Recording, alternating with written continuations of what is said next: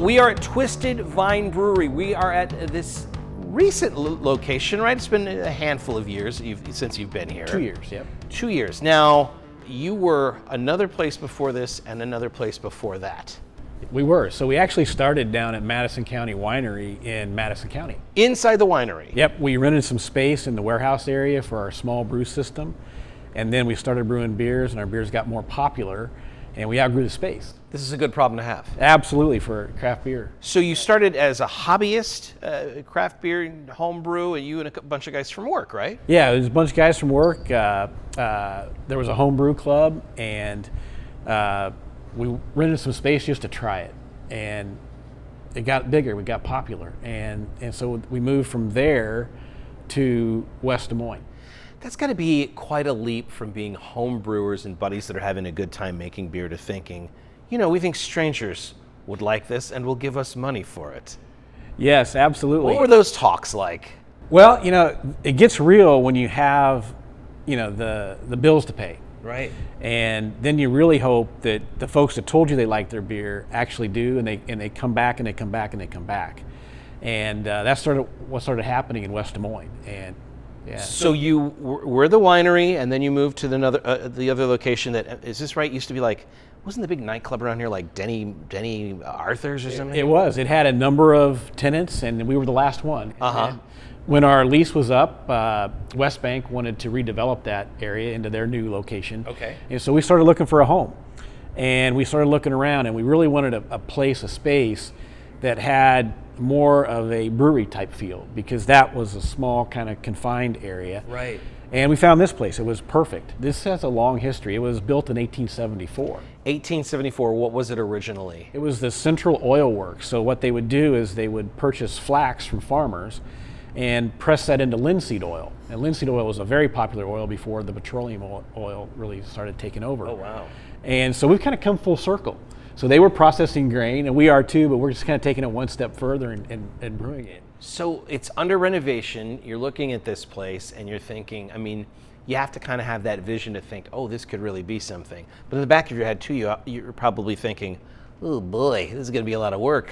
A lot of work and a bigger space, which Right. means your overhead is higher, right? But what we liked about this space is, one, you see the brew house. It's a lot of space. Gorgeous. All of this, just imagine all of this equipment we moved from West Des Moines. Right. It's packed into a smaller space. Right. And so now, you know, we have a lot of room to move around, and we also like the patio. So the patio, we have a great view of the Capitol. Yeah. We have a great view of Principal Park. In fact, on Friday nights when they shoot off fireworks, this is the place to be, because they shoot them off right towards us, and it's beautiful. The patio is 5,000 square feet? 5,000 square feet, and we've got a space. We love pets and kids. Right. We want to make this a brewery that anyone's welcome to be here. The other thing we like about it, it's right between two bike paths. Right. So we're 2 blocks from the MLK bike path, and we're about 2.5 blocks from the Meredith spur downtown. And that bodes well in the summertime when folks are looking for a nice, refreshing drink after a ride. Now, I imagine if you were to come to Des Moines for like an Iowa Cubs game, I mean, the park is just right there. I mean, you mentioned how you can kind of just watch the fireworks for free here.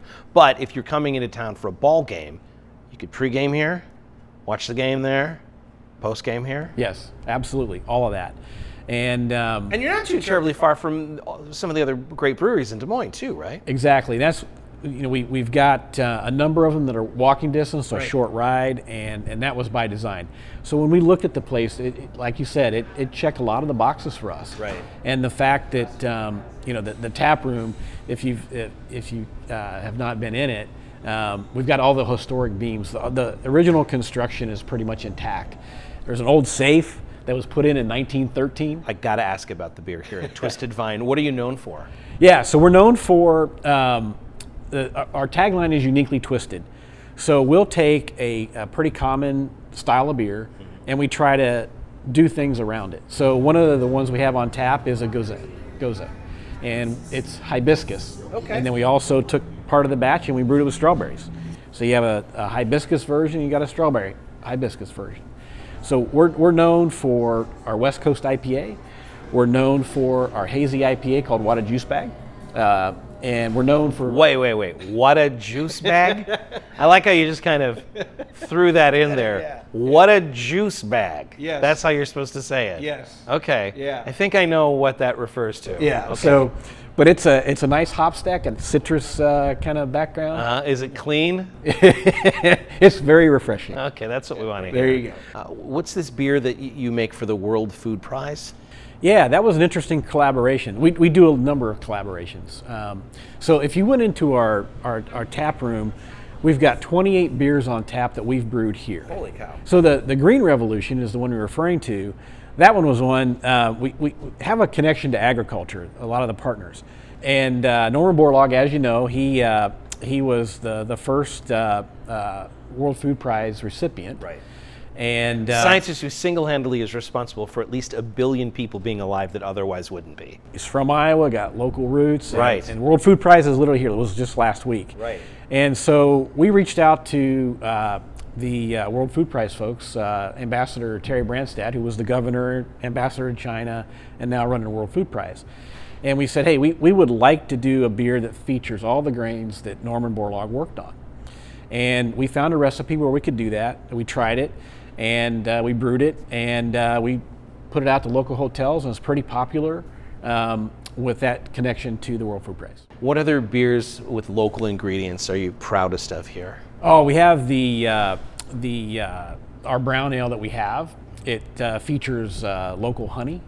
We also have a really unique beer called Black Walnut White Stout. Okay. And again, we try to feature as many local ingredients as we can.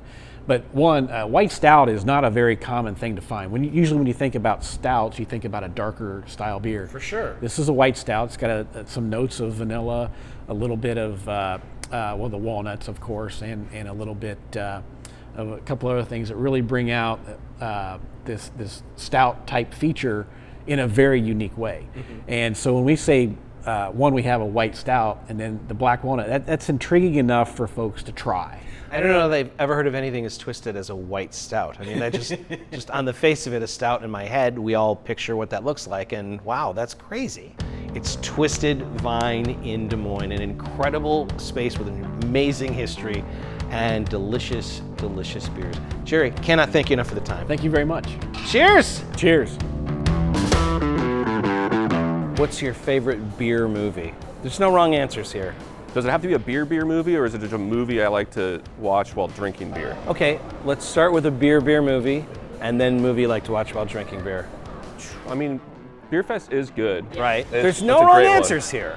I mean, we showed a movie and it's really good. It has Zac Efron in it, The Last Beer Run. That's a really good movie where he's smuggling beer into or out of Vietnam. It was a trick question. There was a correct answer, and the correct answer is Strange Brew. Ooh, Strange Brew is very good. We were going with Strange Brew.